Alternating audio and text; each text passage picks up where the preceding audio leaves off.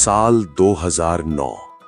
ये बात राजस्थान के एक छोटे से गांव उदयपुर की है। एक दिन अमन किसी जरूरी काम के सिलसिले में उदयपुर आया हुआ था। काम खत्म ना हो पाने के कारण मजबूरी में उसे उसी गांव के एक डाक बंगले में ठहरना पड़ा। बंगला गांव से थोड़ी दूर जंगल के पास था। अमन बंगले की तरफ चल पड़ता है। बंगले की हालत बहुत खराब थी, जैसे वो काफी समय से बंद पड़ा हुआ हो। बंगले की दीवारों पर सीलन जमी हुई थी, खिड़कियां जंग खा चुकी थीं, फूल सूख चुके थे। जैसे ही वो दरवाजा खोलता है, उसे एक आदमी दिखाई पड़ता है। वो था उस बंगले का चौकीदार। चौकीदार दिन में तो वहीं रहता, पर शाम ढलते ही अपने घर चला जाता। चौकीदार अमन को उसका कमरा दिखाता है और घर चला जाता है।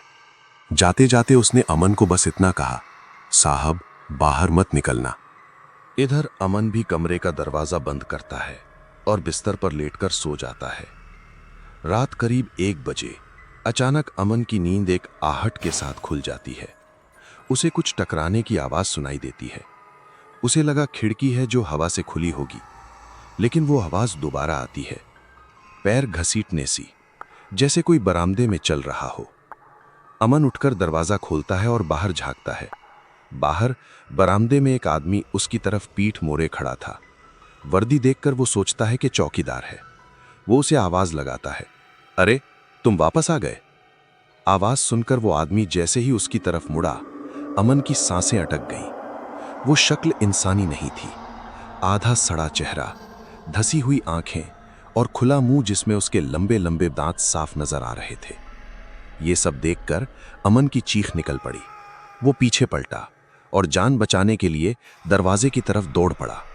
उसने धक्का मारा, बहुत कोशिश करी, पर दरवाजा नहीं खुला। अचानक उसे पीछे से भारी सांसों की आवाज आई। अमन जैसे ही पीछे पलटा, उस शख्स के हाथ अमन के कंधों तक पहुंच चुके थे। अमन डर से नीचे गिर पड़ा और खुद को छुड़ाने की कोशिश करने लगा। उसका चेहरा अमन के बिल्कुल सामने था। उसकी सांसें अमन की बेचैनी बढ़ा रही थीं।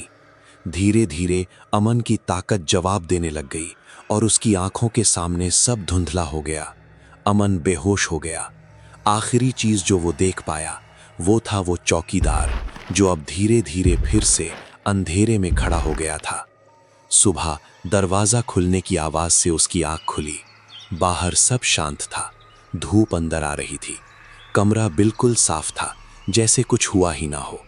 अमन फटाफट ऊपर उठा और सीधा बाहर अपनी गाड़ी की तरफ भागा। थोड़ी दूर जाकर उसने सांस में सांस ली और गाड़ी रोककर एक बार पलटकर डाक बंगले के बरामदे की तरफ देखा। बरामदे में कोई नहीं था तो बस सन्नाटा।